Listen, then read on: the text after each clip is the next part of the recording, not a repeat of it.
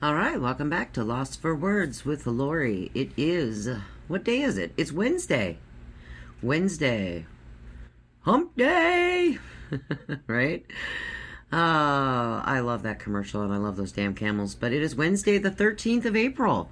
I didn't think you'd be hearing back from me so soon, but as always, toxic cesspool land has struck again, and you know how I am. I love the fodder that it provides for me to sit around and listen to the sound of my own voice. And that's what the Lori do, right? As you can hear, Buddy is weighing in. That's what the bird do, and I could no more keep him out of my podcast than I can stop doing it, right? So you're going to hear him making his little noises because that's what the bird do. But yeah, toxic cesspool land has struck again, and there was drama. Strange things are afoot at the Circle K, as always. And you know, it's funny that, you know, even when you're not directly involved in said drama that toxic cesspool world creates for lots of people, and social media in general, which is unfortunate, you do see and witness and gain insight from all of the things that you witness and see.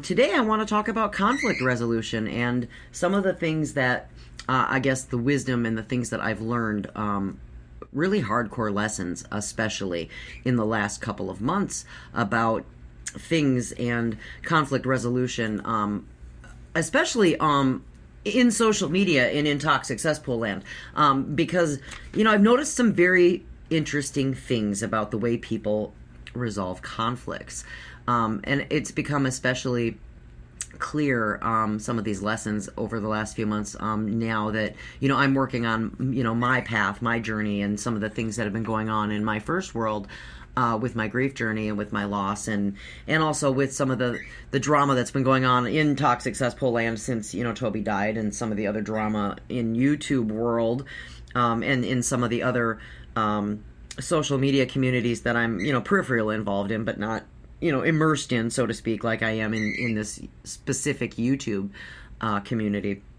But what, to kind of break it down for you, what, you know, what I've noticed is that, you know, what happens in some of these communities is that it always starts with a beef, right? Somebody has a problem with somebody else. And in the real world, or in adult world, if people have a problem with each other, normally they would, you know, talk about it or discuss it like, you know, adults, or, you know, when we were kids, we would fight it out on the playground, you know, and you'd punch somebody in the nose, and then, you know, you'd shake hands and make up, and everything would be fine. In toxic cesspool world, it doesn't work like that. People talk shit behind the scenes, and then they drag other people into it, and then it becomes a he said, she said, and there's always drama, and drama sells, and lines in the sand, and, you know, who's friends with who. And you guys have, you know, some of you have listened to some of my podcasts and understand the drama and the conflict and the gatekeeping and all the bullshit that goes on in social media, right? And the conflicts and the drama that surround that. In a perfect world, or in a world where people have healthy conflict resolution, people would address situations as they come up, and they would handle them like adults and between them, and not involve other people, and they would discuss the issues. Each party would be accountable for their part in it, and they would come up with a resolution as to how they could come to an agreement or a compromise as to make it amicable or make amends or not, whatever that case may be. In social media world, it doesn't seem to be the case, because people have competition, and people have jealousy and egos and reputations and friends, and are more invested in being right and protecting their channel and their integrity and their friends, and dragging other people down in the process. And so it's unfortunate that you witness a lot of drama and a lot of petty nonsense, when adults can't agree to disagree, or they have a disagreement and it becomes everybody else's business. And it's unfortunate. And like I said, I'm not even going to weigh in on the drama that happened, because I wasn't a part of it, and I have really no opinion about it other than the fact that I wanted to talk about conflict resolution because when you're not directly involved in it, you are able to objectively view other people's issues and understand how things could have been handled differently, and start understanding and seeing. And this, for me, it's a lesson in how I can handle and conduct myself better when I have conflicts with other people, right? And I think that's the important takeaway. Case in point, it's not just what I witnessed happen in toxic cesspool land last night. It's something that I witnessed firsthand in a personal first world situation a couple of weeks ago with some friends, and seeing how they handled it. And again, it had nothing to do with me. It was just that I was present for the conflict and able to watch how they handled the situation. Was it how I would have handled it? Probably not. But was I proud of specific people and how they handled it? In some ways. Were there things that I would have been able to say they could have handled things differently to have an even more favorable solution? Probably. But again, it's a matter of being able to sit back and think about conflicts, think about how your actions result in how they affect other people. One of the most important things, I think, in all of conflicts and all of people and them having hurt feelings or having conflicts with another human, is that it appears that everybody is so invested in being right, and they don't listen. And people are making decisions when they're still in their feelings and they're still feeling emotional, instead of stepping back and calming down and really thinking about things and not making rash decisions while they're feeling emotional. And I'm just as guilty of that. I've done it my whole life, where I make poor decisions or I make emotional decisions when I'm still feeling hurt or angry or upset with the party that I have an issue with. And then I'm just as guilty. I've done it before.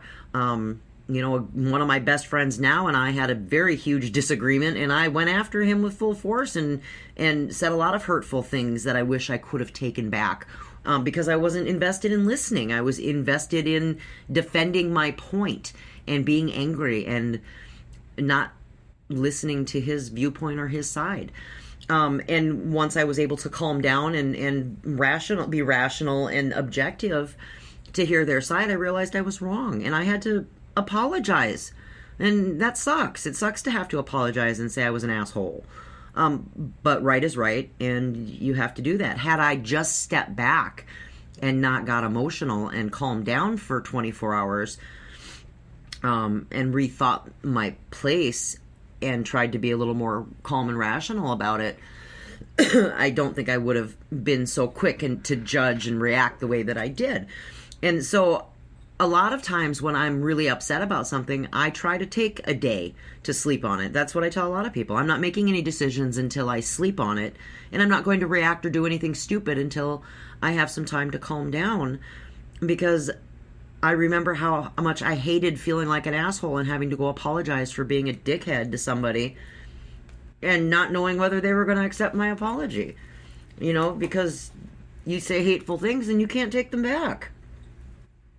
And gratefully they did accept my apology, and I'm still trying to make sure that I never am a douchebag like that again to these people, because they don't deserve that. I need to be a good human, It's part of that learning process. And so, when you look back at other people and you see them arguing and fighting, and you go, hey, wait a minute, why are they having this beef in the first place? And you come to find out that they're fighting over something that had happened days ago, or in some cases weeks ago, or in some cases months ago.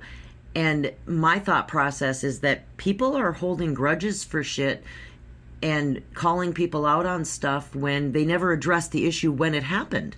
They wait and they let it fester and they get angry and resentful, and then they decide and pick really bad moments to come and address the issues.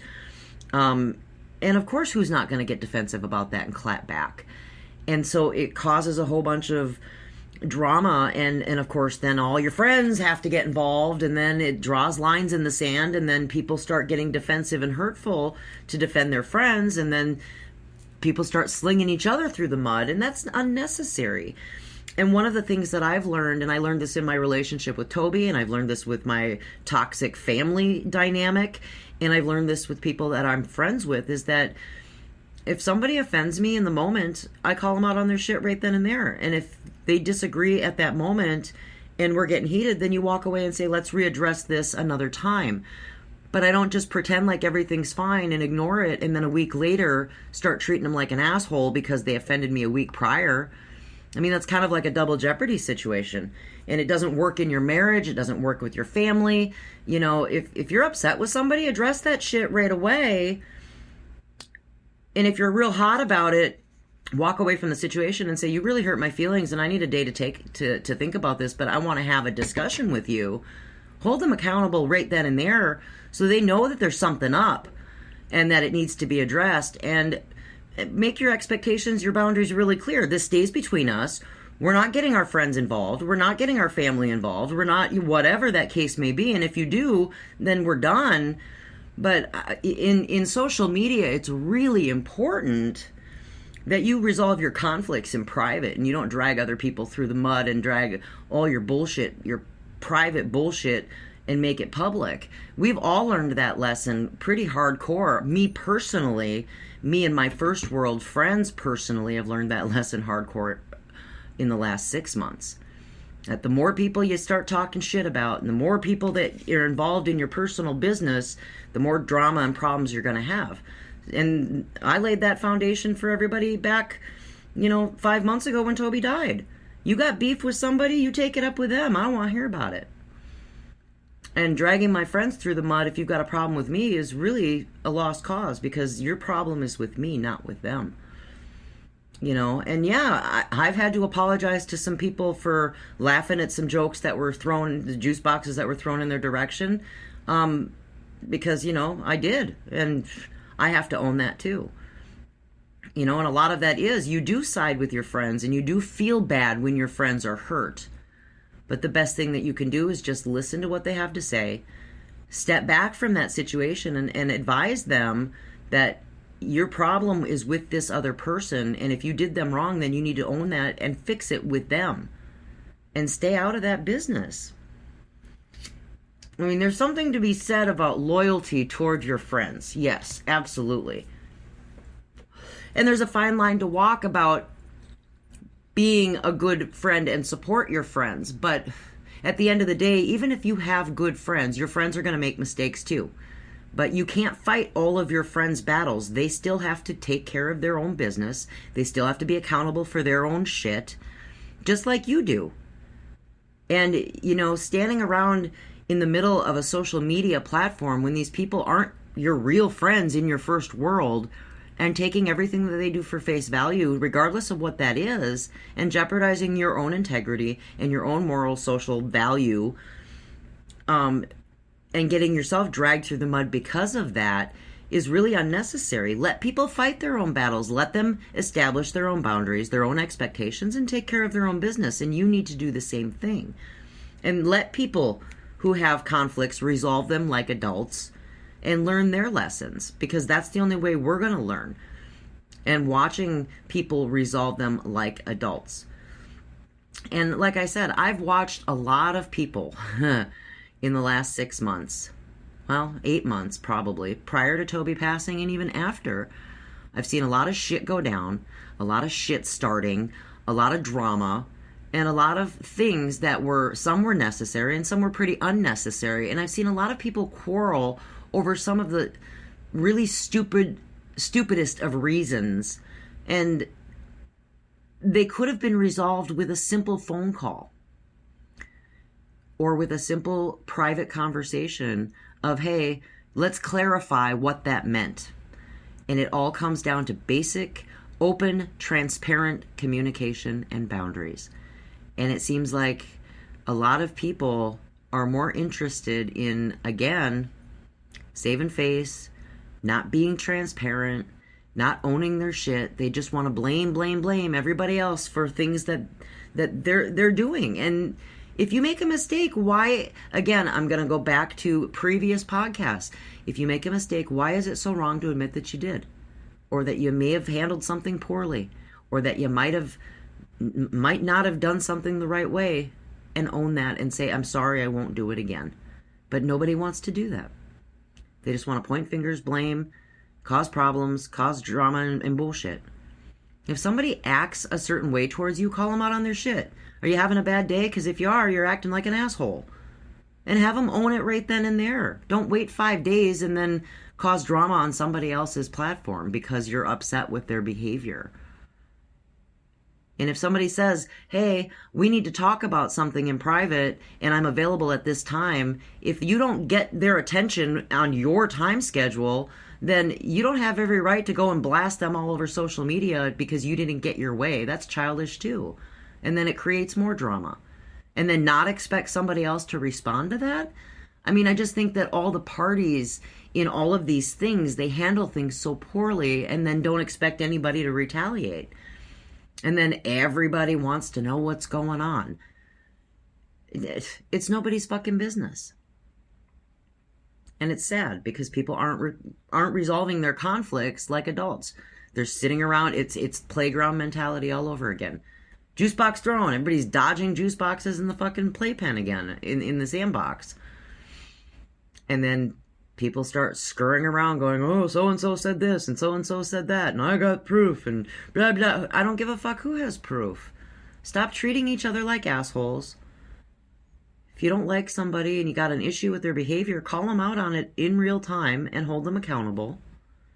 If you're too emotional, calm the fuck down. Keep your shit private. Don't let other people tell you who you can and can't be friends with just because they have beef with somebody else.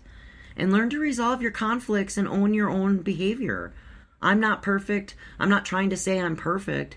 I'm saying if we can all learn these simple things and these simple respect things, then people will start getting along. But, you know, I've heard probably a dozen different people in the last couple of months scream about how they're looking for unity within their communities. And as long as people keep acting like this, that is a pipe dream that will never happen. Because all anybody ever cares about is their position and who's on whose side and who's, you know, friends with who and who's at the top of the totem pole. And at the end of the day, that's none of those things are important. It's who's got the honesty, who's got the integrity, and who's being transparent and honest without looking for anything in return. But that's my 2 cents on that anyway. Is learn to resolve your conflicts like adults. Learn to be transparent. Learn to be honest. And when you don't get along or you have a problem with somebody, reach out to them in real time. Don't let that stuff turn into resentment and then blow up into something that it doesn't need to be. People are allowed to change their mind about what they think. You know, people are just so quick to judge and call people out on shit that has nothing to do with them. And like I said, we're not perfect. We're all human. We make mistakes. You know, when do we get to a point where we accept that people are allowed to change? And if they can prove that they can change by their behavior, we can resolve all of these petty squabbles and let people do what they want to do and succeed. But that's what I have to say about that. So until next time, guys. Be a good fucking human. Wash your fucking hands. I'll talk to y'all soon.